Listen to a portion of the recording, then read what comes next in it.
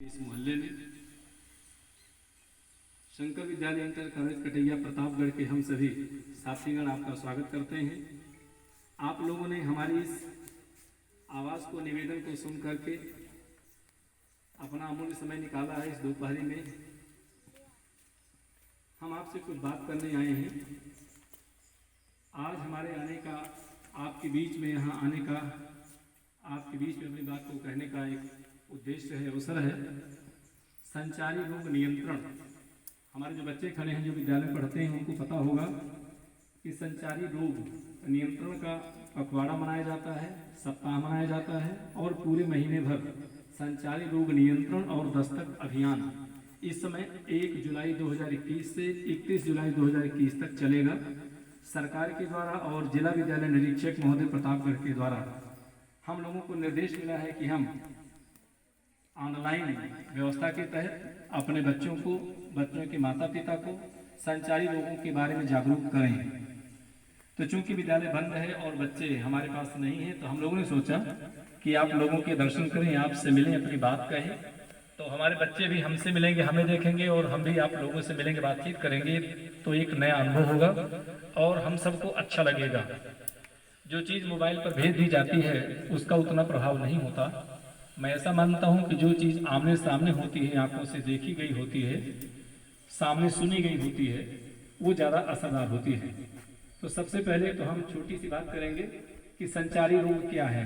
बच्चे हमारे जानते हैं कि जैसे कोई एक रोगी व्यक्ति है, कोई रोग हुआ है, तो उसके संपर्क में आने से, पास में जाने से, चाहे उसको छूने से, चाहे उसके खांसने से, चाहे उसके छींक आने से, उसके कपड़े को पहनने से, उसके द्वारा उपयोग में लाए जाने वाले जैसे साबुन है, दंतमंजन है, ऐसी सब चीज़ों को अगर हम या दूसरा कोई स्वस्थ व्यक्ति अगर उसका उपयोग करता है, प्रयोग में लाता है, तो उस रोगी व्यक्ति को जो बीमारी होती है वह बीमारी दूसरे व्यक्ति को भी हो जाती है। तो एक रोगी व्यक्ति से दूसरे स्वस्थ व्यक्ति में फैलने वाली बीमारी को संचारी रोग, संचारी बीमारी कहा जाता है। और ये संक्रामक इसलिए कही जाती है कि एक से दूसरे में फैलती है। इन रोगों में जैसे किसी को खांसी हो जाती है, किसी को जुकाम हो जाता है, चेचक है। उसके बाद आप देखते हैं कि कुछ बरसात के दिनों में कीड़े मकोड़े उत्पन्न हो जाते हैं। विशेषकर जब बारिश का मौसम होता है तो संचारी रोग ज़्यादा होते हैं। मौसम में जब उतार चढ़ाव आता है, सर्दी से गर्मी, गर्मी से सर्दी, और बरसात में जब चारों ओर जल भर जाता है, तो ऐसे मौसम में ये रोग ज़्यादा फैलते हैं। कारण ये कि इनमें से अधिकांश रोग प्रोटोजोआ से होते हैं, कुछ जो है फंगस या फफूंद से होते हैं, और कुछ जो है विषाणुओं से होते हैं, कीड़े मकोड़ों से होते हैं। तो अभी जो मौसम चल रहा है, आप देखते हैं कि मच्छर बहुत काटते हैं। मच्छर के काटने से हम लोगों को कौन कौन सी बीमारियां होती हैं? डेंगू बुखार होता है, मलेरिया बुखार होता है। उसके बाद फिर जो जल साफ नहीं रहता है, नहीं पीते हैं, टाइफाइड भी हो जाता है, चिकनगुनिया हो जाती है, हड्डी तोड़ बुखार कहते हैं, वो भी हो जाता है। बरसात के मौसम में कपड़े हमारे सूखे नहीं रहते हैं, हम लोग गीले कपड़े पहने रहते हैं, तो उससे हम लोगों को दाद हो जाती है, खाज हो जाती है, सर्द गर्म हो जाता है। तो इन सब चीज़ों से लोगों को परेशानियां हो जाती हैं। और उसमें एक खतरनाक बुखार है जिसे दिमागी बुखार या मस्तिष्क का ज्वर कहा जाता है। और वह बुखार जब हो जाता है तो इतनी स्थिति खराब हो जाती है कि लोगों की जान तक चली जाती है, बड़ा पैसा खर्च होता है, बड़ी परेशानी होती है, जीवन खतरे में पड़ जाता है। तो इसके लिए हमें आपको क्या करना है कि हम लोग मच्छर से बचें, मच्छरदानी का प्रयोग करें। अपने घर के आसपास हम देख रहे हैं, जैसे यहाँ अपने लोगों का घर है, यहाँ हौदा भी है, यहाँ सरिया भी है, यहीं पर हम रहते भी हैं, अपने जानवरों को बांधते हैं। तो ये तो हमारी आपकी व्यवस्था है। हम लोग गांव के रहने वाले हैं, हमारे पास यही धन है, पशुधन है। हमारे पास उतना स्थान भी नहीं है कि हम बहुत खुले में रह सकें। हमारे पास वो संसाधन भी नहीं, उतना रुपये पैसा भी नहीं है कि हम अनेक सुविधाओं का उपभोग कर सकें, उपयोग कर सकें, उन्हें जुटा सकें।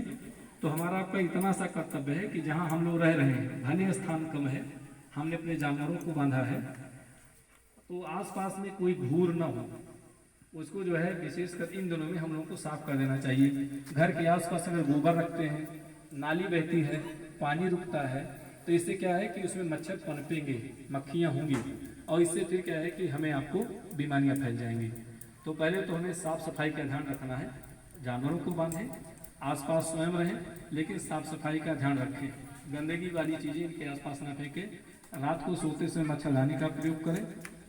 और जब मच्छरों का ज़्यादा प्रकोप हो या उसका समय हो, तो हमें आपको चाहिए कि जो भी हमारे आपके पास ओडोमॉस है, ठीक है, सरसों का तेल है, नारियल का तेल है, तमाम देसी नुस्खे होते हैं, हम लोग जो है उसका उपयोग कर सकते हैं। एक और ख़ास बात कि बहुत से लोग भ्रम में पड़ जाते हैं, जैसे संक्रामक रोग में चेचक भी है, जैसे लोग छोटी माता भी कहते हैं, बड़ी माता कहते हैं। लोग कहते हैं दवा कराने जाएंगे डॉक्टर के पास तो देवी नाराज हो जाएंगी। तो देवी नाराज नहीं होगी, वो रोग है, वो विषाणु से होता है। जो चेचक है वो भी संक्रामक रोग है। उसके लिए हमें आपको झाड़ फूंक नहीं कराना है, माली के पास नहीं जाना है। लोगों को जो है जॉन्डिस हो जाती है, पीलिया जिसे कहते हैं, कवल भी लोग बोलते हैं। तो पीलिया है, कवल है, जॉन्डिस है, उसमें शरीर पीला पड़ जाता है, खून की कमी हो जाती है, लीवर से ढंग से काम नहीं करता है। तो लोग क्या करते हैं, कुछ घर गांव में ऐसे झाड़ फूंक वाले लोग होते हैं, उनके पास जाते हैं, कुछ जड़ी बूटियाँ होती हैं, लकड़ी, उसको पहना देते हैं, तो कहते हैं कि इससे जो है आप ठीक हो जाएंगे। मैंने अपनी आंखों से भी देखा है कि शहर में भी एक आध दो स्थान ऐसे हैं जहाँ लोग झाड़ते हैं और उनके पास कोई ऐसे थाली है, चूना वगैरह क्या डालते हैं, जिसको पीलिया हो ही रही होती है, उसके हाथ को उसमें से करवाते हैं, तो कहते हैं वो पूरा पीला पीला निकल रहा है। तो वो एकदम झूठा है, वही चूना है। वो रसायन विज्ञान वाले उसको गुरु जी बता सकते हैं कि वो किसी प्रक्रिया के तहत उसका रंग जो पीला हो जाता है। अगर मेरे हाथ जिसको पीलिया है, अगर पानी में हाथ डालने से पूरा पानी पीला हो जाता है, तो अगर मुझे पीलिया नहीं है, मेरे शरीर में ठीक ठाक मात्रा में खून है, तब तो लाल हो जाना चाहिए। और अगर भैंस का खुर, भैंस का पैर, बकरी का पैर डाल दिया जाए तो पानी तो सफ़ेद हो जाना चाहिए। पेड़ पौधे की डाल अगर उसमें हम डाल दें तब तो हरा भरा हो जाना चाहिए। ऐसा ही नहीं है, तो ऐसा होता नहीं है। हमें आपको अंधविश्वास में नहीं रहना है, हमें आपको डॉक्टर के पास जाना है, दवा कराना है। और झोला छाप डॉक्टर के पास भी हमें आपको दवा नहीं कराना है। झोला छाप जानते हैं, जो डॉक्टरी पढ़े लिखे नहीं हैं, उनके पास कोई डिग्री नहीं है डॉक्टर की, वो बस ऐसे इधर उधर दुकानों पे काम करते हैं और कभी रोगी रहे होंगे, अपने आप को डॉक्टर बन जाते हैं, वैद्य बन जाते हैं। तो हमें झोला छाप डॉक्टर से भी इलाज नहीं कराना है। मैं नाम नहीं लेना चाहूँगा, इस क्षेत्र में भी बहुत से लोग हैं, तो सब तरह तरह के लोग रहते हैं, सावधान है। अपने इस कटैया गांव में होम्योपैथी अस्पताल है, डॉक्टर साहब भी अच्छे हैं। होम्योपैथी जो दवाइयाँ होती हैं उनका साइड इफेक्ट नहीं होता और नुकसान नहीं करती हैं, तो वहाँ जा सकते हैं। बहलोलपुर अस्पताल है, वहाँ भी जा सकते हैं। सब जगह देखिए तो वहाँ अस्पताल है, बहुत दूर नहीं है। इसके अलावा अपने गाँव में खुद जो प्राथमिक स्वास्थ्य केंद्र था उसको जो है सामुदायिक स्वास्थ्य केंद्र के रूप में विकसित कर दिया गया है। कुछ दिनों के बाद चलने लग जाएगा, तो ये सभी हमें आपको सुविधाएं मिल जाएंगी। तो बहुत घबराना नहीं चाहिए। अगर कोई बीमारी हो जाती है तो जो जानकार हैं, के हैं, समझदार हैं, जो लोगों की भलाई की बात करते हैं, उनके पास जाना चाहिए, पूछना चाहिए, तो ये आपको जरूर परामर्श देंगे। और अपने इस कटैया गाँव में तो बड़े अच्छे अच्छे डॉक्टर भी हैं जो बड़े नाम वाले हैं। डॉक्टर गुलाब सोनी जो बहुत बड़े डॉक्टर हैं, मुझे इस समय याद नहीं आ रहा है कि वो न्यूरो के हैं, किसके डॉक्टर हैं जी, न्यूरो के सर्जन हैं, बहुत बड़े डॉक्टर हैं। शायद वो प्रयागराज में रहते हैं और कभी कोई प्रतापगढ़ में भी आते हैं। तो अपने घर गांव के कोई ऐसी बात हो तो किसी के कहने से पक्का बता दें, कितने भी व्यस्त रहते होंगे। बाकी और हम तो आपके पास में हैं, विद्यालय एकदम आपके घर के पास में है। हम लोगों को बताइए, तो अगर हम डॉक्टर तो नहीं हैं, लेकिन है कि इतने वर्षों में कुछ कुछ अनुभव हो गया है कि कौन से डॉक्टर कहाँ पर है, तो कैसे इलाज कराना चाहिए। तो मैं इस टोले मोहल्ले के सभी ग्रामवासियों का, अपने प्यारे बच्चों का हार्दिक स्वागत करता हूँ, अभिनंदन करता हूँ और धन्यवाद देता हूँ कि आप सब लोग अपना समय निकाल कर हमें सुन रहे हैं। और 2-3 बातें ध्यान रखना है। ये बच्चे जो है जानते हैं क्या, बहे गंदगी और कुएं ढके हों, बहे गंदगी कुएं ढके हों जाली से। अब तो कुएं धीरे धीरे जो है वो उनमें जल सूखता जा रहा है, लेकिन आगे एक बात है कि बहे गंदगी नाली से। नाली से गंदगी जब रहेगी तो इधर उधर फैलेगी नहीं और सही जो स्थान है वहां चली जाएगी। और लोटा बोतल बंद करो, शौचालय का प्रबंध करो।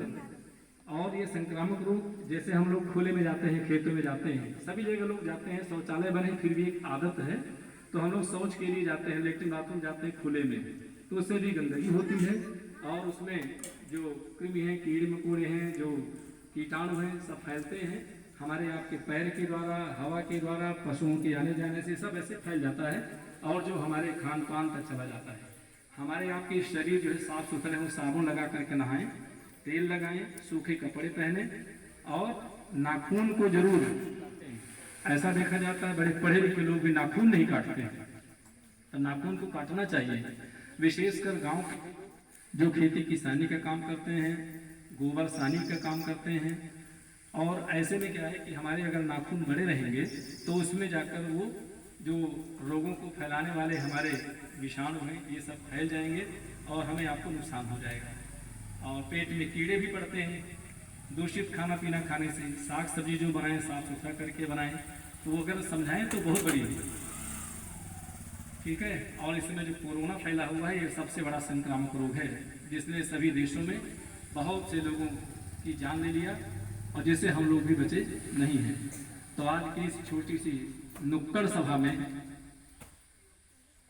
हमने निवेदन किया आप लोगों से कि जो बरसात के दिनों में रोग फैलता है जिसे हम लोग संचारी रोग कहते हैं, जो एक रोगी व्यक्ति से स्वस्थ व्यक्ति में फैलता है, हम लोग उससे बचें, अपने आसपास के वातावरण को, स्थान को साफ सुथरा रखें, टीका जरूर लगवाएं, जब भी कुछ खाएं पिए तो अपने हाथ को साबुन से धुलें।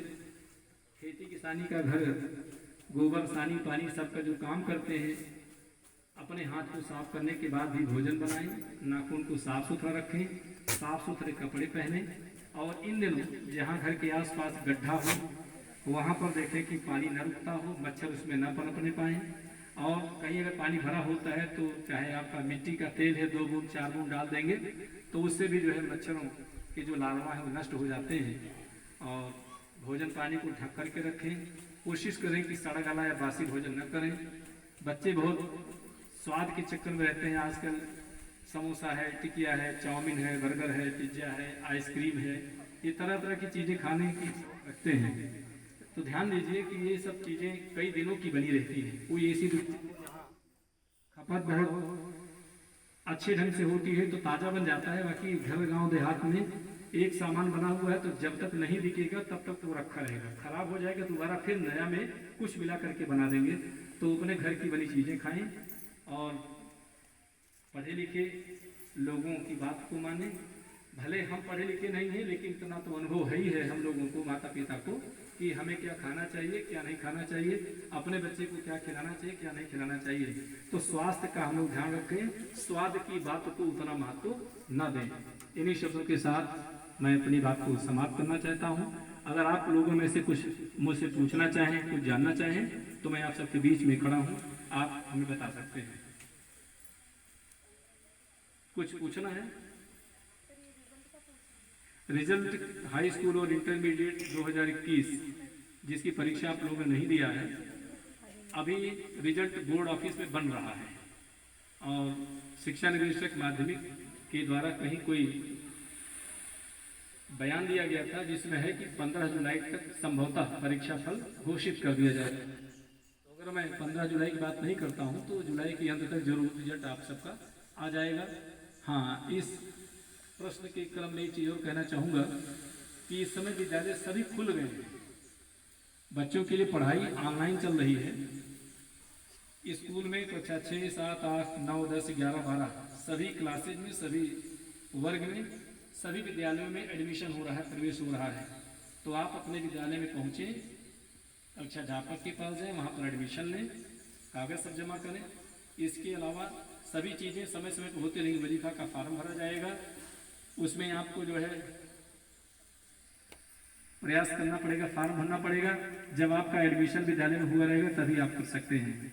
इसके अलावा जो ऑनलाइन के लिए बच्चे क्लासेज चलती हैं 9, 10, 11, 12 के लिए, जिन लोगों के पास एंड्रॉयड फ़ोन है, स्मार्टफोन है, बड़ा वाला मोबाइल है, उनको चाहिए कि वे अपना व्हाट्सएप नंबर गुरुजी लोगों के पास विद्यालय में ला करके दे दें, या जो ग्रुप में बच्चे जुड़े हैं उनके माध्यम से उसको भेज दें, उनको जोड़ दिया जाएगा। और हमारे शिक्षक साथी जैसे अपने विद्यालय में और यहाँ गाँव में नेटवर्क की समस्या रहती है, तो जहाँ भी जैसे होता है सुविधा हम लोग उसको भेजते हैं, तो बच्चे उसको पढ़ें।